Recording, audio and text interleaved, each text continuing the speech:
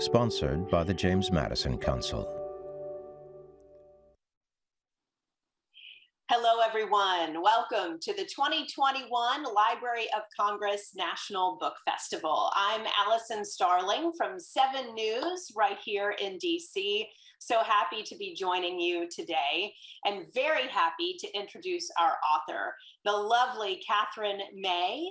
She is the author of Wintering: The Power of Rest and Retreat in Difficult Times. Katherine, so good to see you today. It's so nice to meet you. Thank you for having me. Wonderful. I look forward to our conversation. I know most of you know of Katherine, but briefly, she is a New York Times bestselling author. Her titles do include Wintering, which we will discuss today. Also, The Electricity of Every Living Thing, which is her memoir about being autistic. And her fiction includes the Whistable High Tide Swimming Club and Burning Out. She is also the editor of The Best Most Awful Job. I love that title, an anthology of essays about motherhood. But again, we're here to talk today about wintering, and there's a lot to get to about this. You know, I know it's been described, Katherine, as part memoir, part poetry, part nature writing. Would you say that's an accurate description? Yeah, I mean, I think my books are a good representation of the inside of my head. So it's a big jumble of loads of different kinds of feeds, really. So on one hand, I love to write memoir, I love to write from life. But I also like to draw in bits of mythology, literature, you know, maybe some science, some anthropology, some social sciences. The whole thing goes into a cauldron and I stir it up. And a lot to get to. I wanted to mention to everybody joining us today, we will have time at the end of our conversation to get to questions. So please, anytime you can submit those questions, it doesn't have to be at the end. So feel free if you think of anything to throw that in. So, okay, so it's certainly part memoir, Wintering. Yeah. Tell me where you were in your life at the time of writing this and some of the experiences that inspired the story. Yeah, so I mean, Wintering came at the intersection of a load of quite difficult life events, really. The book opens with a moment when I was just approaching my 40th birthday and I'd gone to the beach to celebrate, and my husband came down very suddenly with an appendicitis, which turned out to be life-threatening and very terrifying. And the strange thing was that I'd been already suffering from abdominal pain for a few weeks before that. And so as he was recovering, I was becoming sicker and I had to be signed off work. I couldn't go to my job. I was leading a creative writing course at a university. And Wintering kind of captures that time of this cocktail of emotions, I think, that will be familiar to so many of us at a time of crisis. You know, that the fear, the sense of dislocation from the rest of the world, the worries about the present, the worries about the future, but also that very strong sense that you're no longer in step with the life that everyone else is leading and that you've fallen through the cracks to some extent. And so Wintering is about that perfect storm, really, that takes us out of the everyday.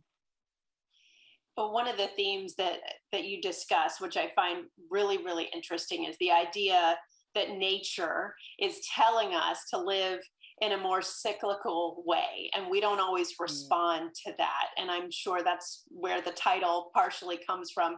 Describe for me how you feel about nature and its cycles and how we should respond to it.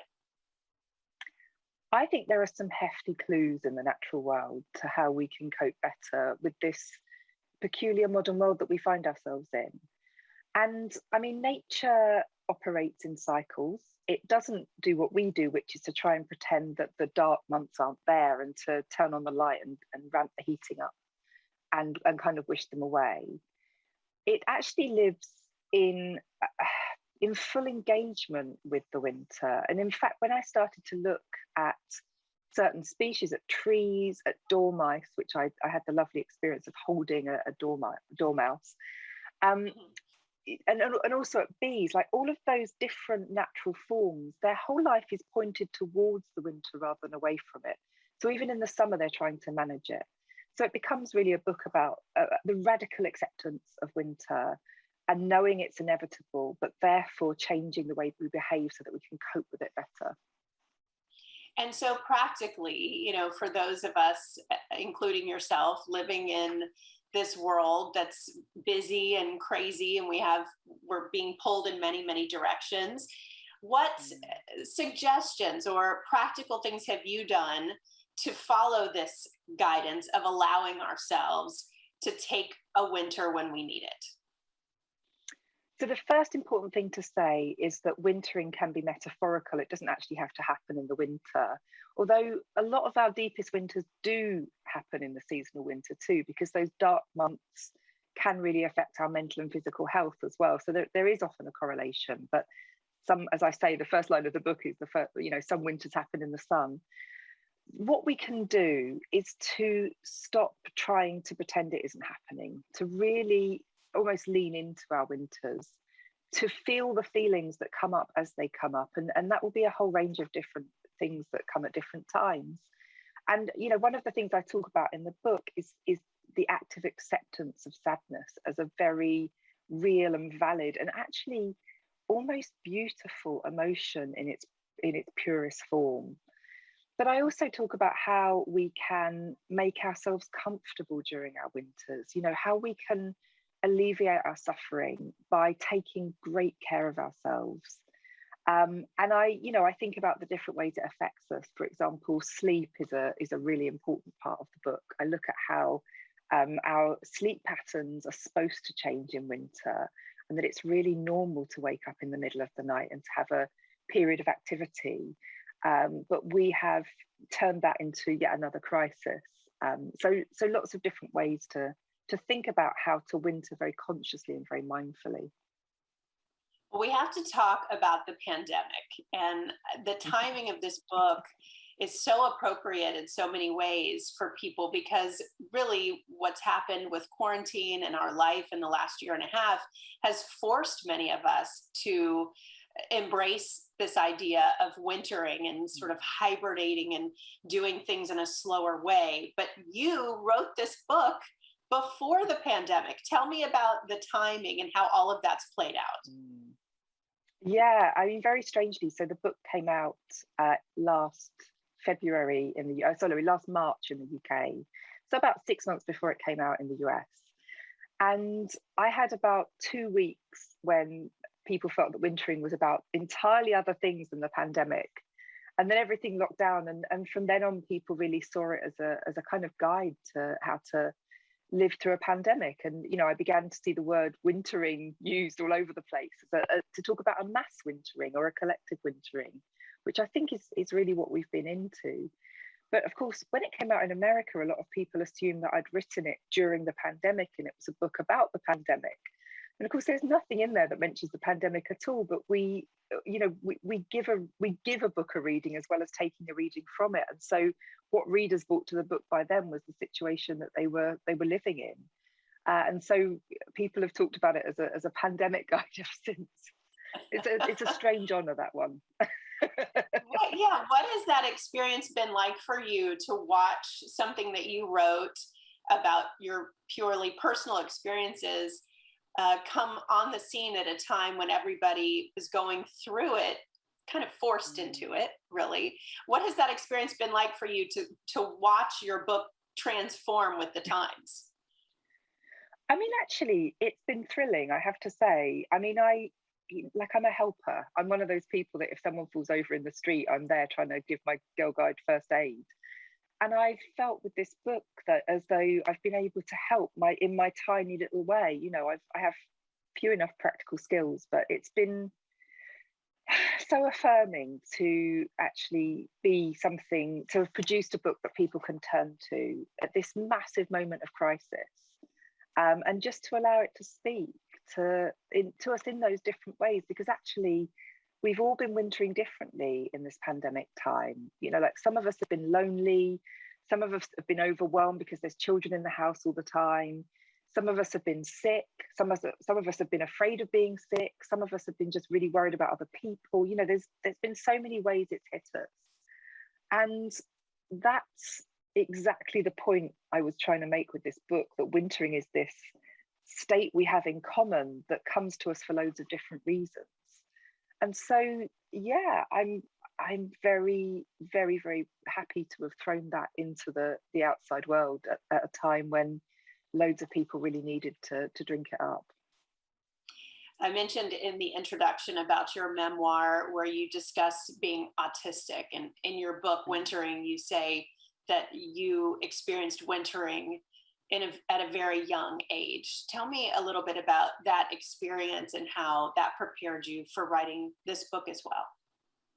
Yeah, so The Electricity of Every Living Thing was my memoir that came out before Wintering in the UK, but it's about to finally come out in the States. And I discovered late in life that I was autistic. Like lots of women my age, we're finally getting a diagnosis now. And it's the diagnosis we needed all through our childhood.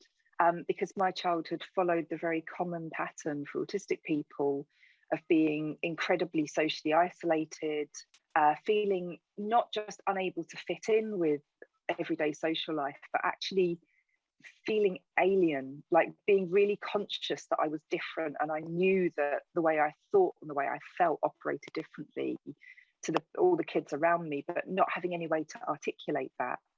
And I mean, I wouldn't want to say that this is true of every single autistic person, but it is near as damn it. It's so common. Of course, that affected my mental health very badly. I was depressed from a very young age. I dealt with, self-harm and suicidal thoughts, and severe anxiety as well, which is very common, and an eating disorder. Like the list is just something that all late diagnosed autistic women will repeat to you. So in that sense, I've now learned that I'm very normal within my cohort and within my community. But we are expert winterers, and those of us that make it through have learned some skills. And in fact, wintering is what we learn if we are able to survive. And I got to the point in my life, once I'd realized what I was and I could process that and I could start to cope, when I felt like I actually had something finally to pass on that was useful, that all of that hardship was actually a toolkit that I think everybody could use at some point in their life. And despite the sort of common belief about autism, like most autistic people report that they're over empathetic rather than under empathetic. And I feel enormous empathy and commonality with anyone who's wintering. Because it's been an incredibly familiar state of being for me in my life, and I like to think I'm an expert winterer. Within the book festival this year, there is a larger question that they've asked all of us moderators to pose to our authors this year, and this is it. It features our theme. The theme of the National Book Festival this year is simply open a book, open the world. And the follow-up question is, how have books opened the world for you? Oh, hugely. I mean, I grew up in a house without loads of books. And when I was around about 9, about the age my son is now, I lived in a village, so a tiny library was opened down the road from me in a tiny corner of land. And that moment, it was just such excitement. And I read that whole library. I went down there and I read, and they didn't have loads of books. They didn't have loads of books that were appropriate for me. But I had a choice of like Catherine Cookson sagas or the complete works of Stephen King, and I went for Stephen King. So I read whatever I could find there, and there was one particular book that I remember picking off the shelf there, which was an adventure memoir about climbing mountains called Wild Horizons, I think. And it opened up possibilities to me about what you could write about, what writing was, and what you could do in the world. And so, yeah, there we go. I mean, I don't think there's a reader in the world that hasn't had an encounter with a book that's completely changed how they see their possibilities and what their life could be.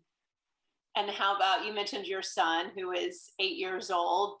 Does he like to read, and do you guys read together? He's not the world's most enthusiastic reader. I'm going to admit that, because I think that's probably a service to many parents out there who think that their kid's the only one. He enjoys comics.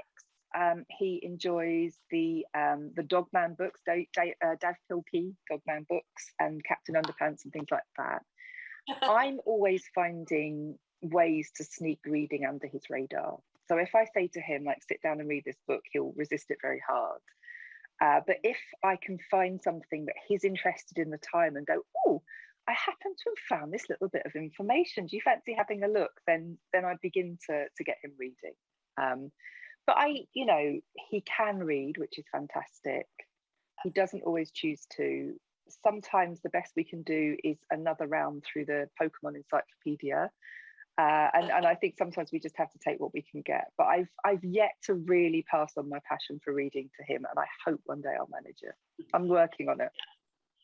I'm glad you mentioned Captain Underpants, because our Librarian of Congress, Dr. Carla Hayden, who I know you know, she's amazing and we love her so much. She says that is her favorite children's book series, and that she loves to celebrate that series, to tell parents all about it. We should never denigrate books like that. And I mean, Dave, I never know if it's Dav or Dave. I never know, if it's just how he spells his name. So apologies if I'm getting it wrong.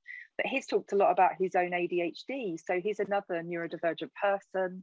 It's so important for us to talk about different ways of being in the world. And the fact that for some kids, school is a real struggle. He articulates that so fantastically, and he's just a brilliant model for talking about creativity as well. We should never ever think that these are lesser books just because they're in a cartoon format. They're wonderful. Yeah, I wanted to remind everybody again that we are very happy to take any questions. If anybody has anything you'd like to ask Katherine May, who, by the way, had her birthday yesterday. Happy birthday! Thank I hope you. you did something very special, and that I'm glad you're spending the day after with us. What's that? I swam in the sea, and I went for pizza. Sounds like a perfect birthday. Good enough so for me. I wanted to read, and I just want to make sure this is okay with you first, the very last passage of the book. Do you have a problem if I read that? No problem.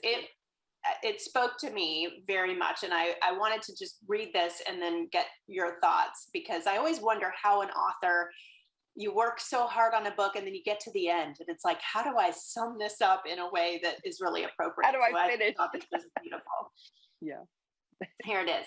It often seems easier to stay in winter, burrowed down into our hibernation nests, away from the glare of the sun, but we are brave. And the new world awaits us, gleaming and green, alive with the beat of wings. And besides, we have a kind of gospel to tell now and a duty to share it.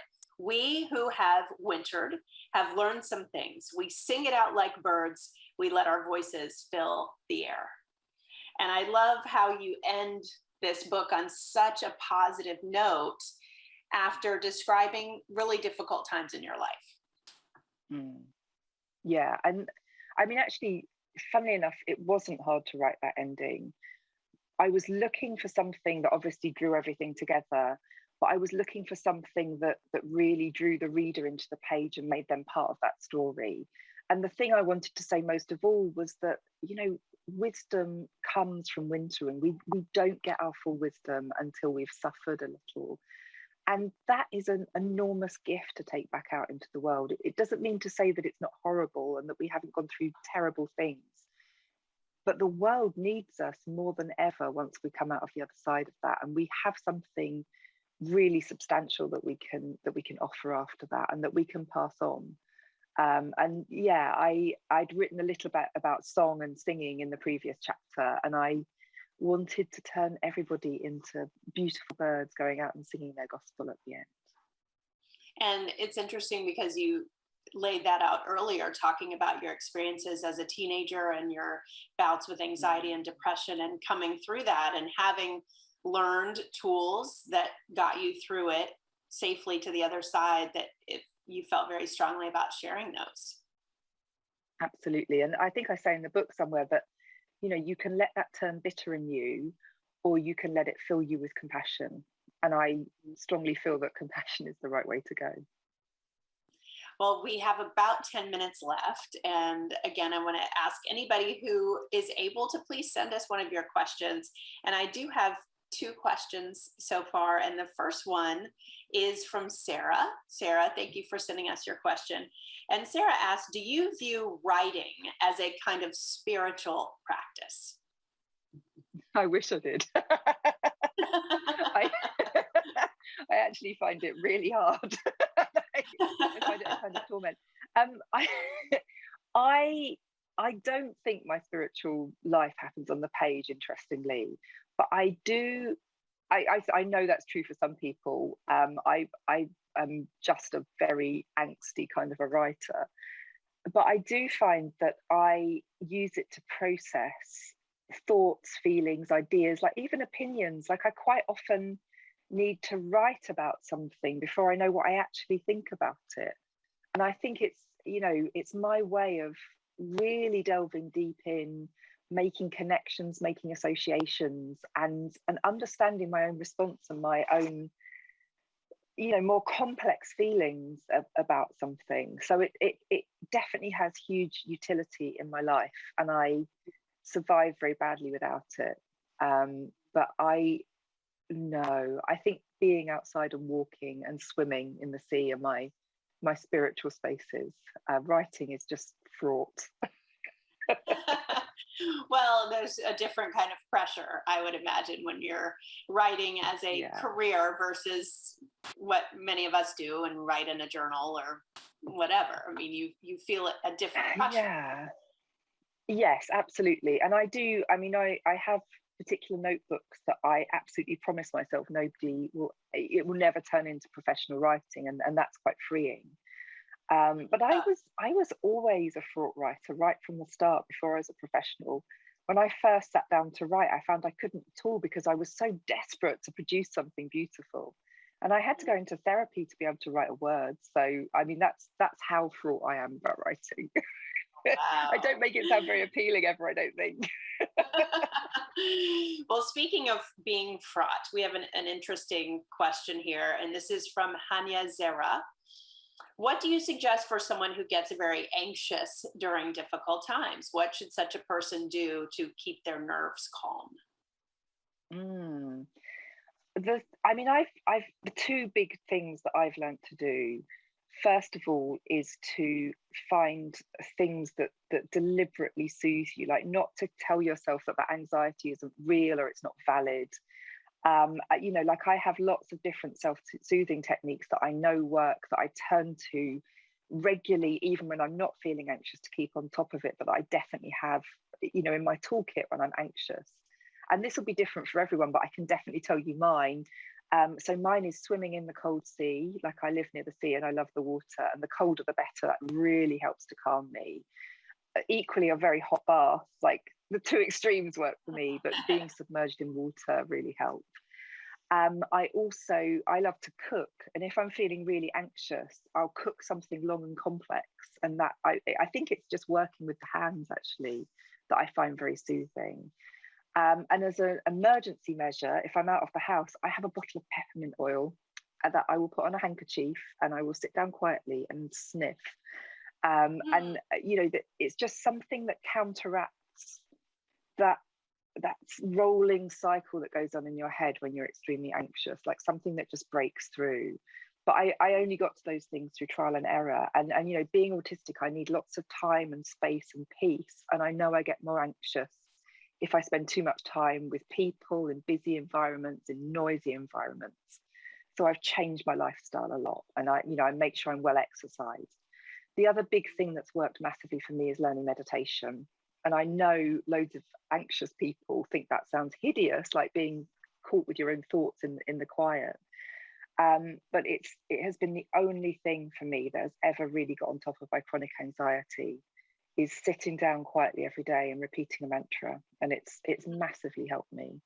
And I would recommend it for anyone, just to try it and to put aside their cynicism about what their brain can do, because believe me, I had a very noisy, anxious brain as well. And it really has helped me. I wholeheartedly agree on the meditation. I started that a few years ago too, and it is life-changing on many levels. And until you do it, it's hard to understand why. But I agree with you there. And I have a similar question from Eileen, and she says, how do you sustain a positive attitude and avoid depression when challenges seem to never end? For example, the pandemic, Eileen saying, we thought it would be just a few months, and yet here it still goes on. So we have the anxiety side, but then there's also just keeping a positive attitude. It's incredibly hard.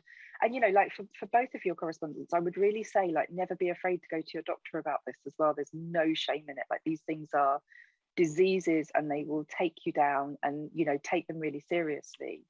But the big mental trick for me is I don't try and maintain a positive attitude.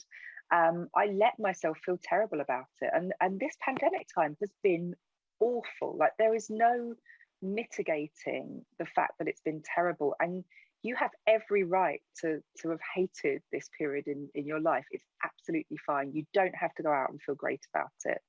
But what you can do is keep going back and deliberately soothing yourself.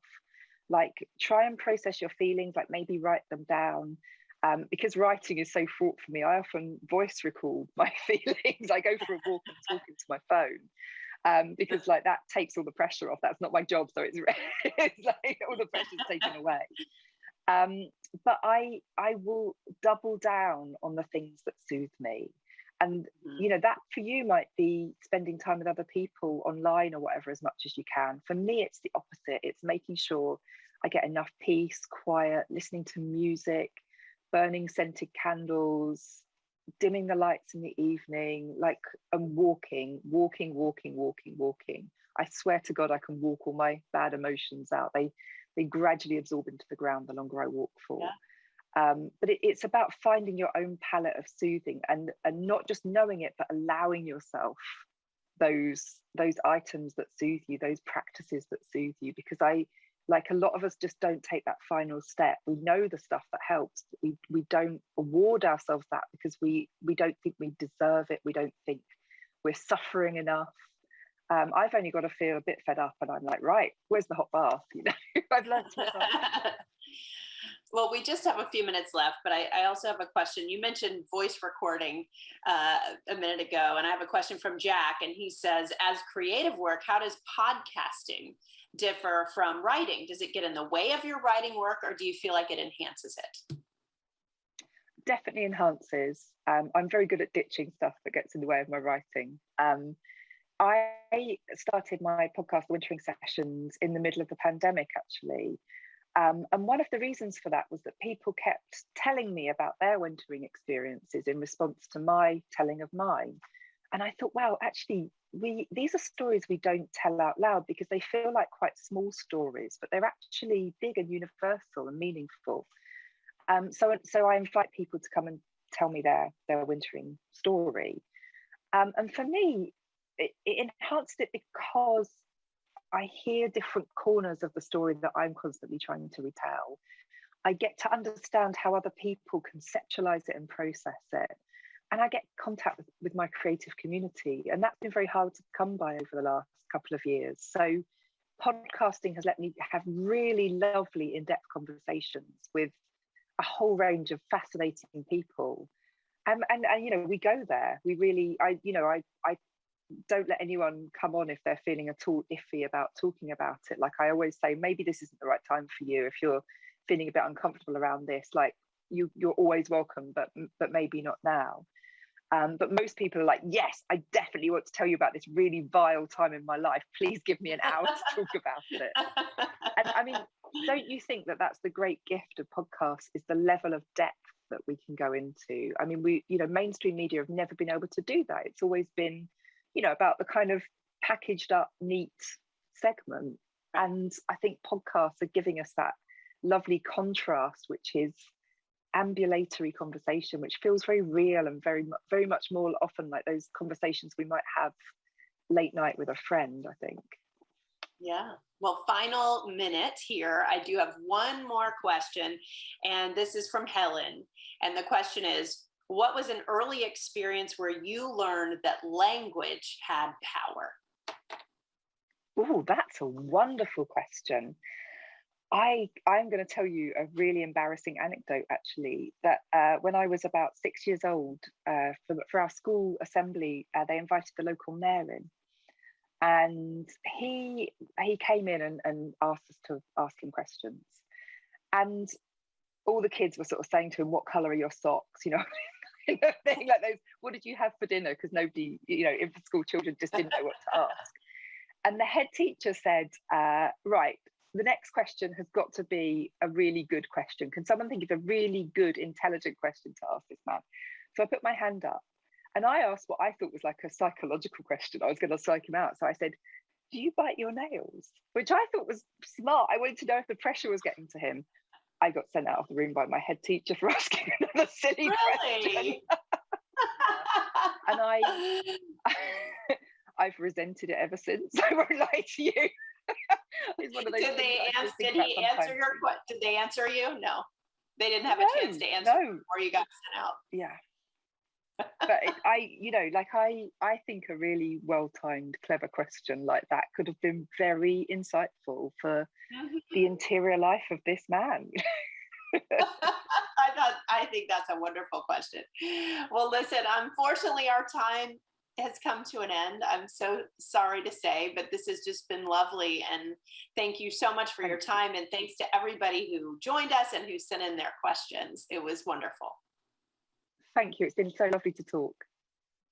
Thank you.